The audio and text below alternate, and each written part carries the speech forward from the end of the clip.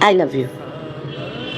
ઘણા પુરુષોના વિચાર સાંભળીને એમ લાગે કે ભગવાને તમને તો અલગ માટીથી ઘડ્યા છે. કોઈ પુરુષ છે જે સ્ત્રીને ફક્ત ઘરકામ માટે પરણી લાવ્યો છે, કોઈ ફક્ત શારીરિક ઈચ્છાઓ પૂરી કરવા, તો કોઈ એના જીવનને ગુલામીમાં બાંધે છે. અને રસોડું ઘર પરિવાર જ બની જાય છે એ સ્ત્રીની ઓળખ.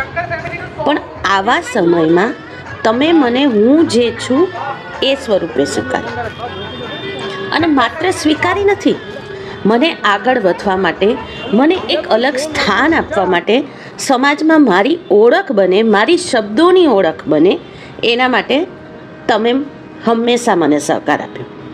હું માતંગી માકડ ઓઝા એટલે કે એમએમઓ તરીકે ઓળખાવ, એ ઓળખનો પાયો તો તમે જ હતા ધ્વનિત. ભગવાનનો જેટલો આભાર માનું એટલો ઓછો છે કે એણે મારા જીવનમાં તમને મોકલ્યા, જે પ્રેમ નથી બતાવતા પણ પ્રેમને જીવે છે. ફરીવાર આઈ લવ યુ.